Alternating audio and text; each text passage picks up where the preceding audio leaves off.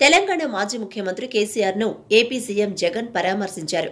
జనవరి 4వ తేదీ గురువారం హైదరాబాద్ కు చేరుకున్న సీఎం జగన్ మోకాలికి శస్త్రచికిత్స అయిన కేసీఆర్ ను జూబ్లీహిల్స్ లోని ఆయన ఇంట్లో పరామర్శించారు.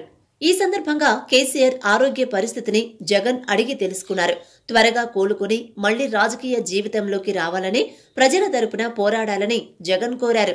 సర్జరీ అనంతరం యశోద ఆసుపత్రిలో కేసీఆర్ ను సీఎం రేవంత్ రెడ్డి, పలువురు మంత్రులు, ఏపీ మాజీ సీఎం చంద్రబాబు సహా పలువురు నేతలు పరామర్శించిన విషయం తెలిసిందే. ఎర్రవెల్లిలోని ఫామ్ హౌస్ లో డిసెంబర్ 7న అర్ధరాత్రి ప్రమాదవశాత్తు జారిపడడంతో కేసీఆర్ ఎడమకాలి తుంటి ఎముక విరిగిన సంగతి తెలిసిందే. అదే రోజు రాత్రి కుటుంబ సభ్యులు సోమాజిగూడలోని యశోద హాస్పిటల్ కు తరలించారు. 8న సాయంత్రం ఆయనకు సీనియర్ డాక్టర్ల బృందం హిప్ రీప్లేస్మెంట్ సర్జరీ చేసింది. డిసెంబర్ 15న శుక్రవారం ఉదయం యశోద హాస్పిటల్ నుంచి కేసీఆర్ డిశ్చార్జ్ అయ్యారు.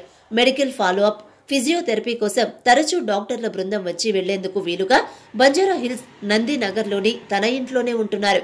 కేసీఆర్ పూర్తిగా కోలుకోవడానికి ఇంకా 3 నుంచి 4 వారాల టైం పడుతుంది.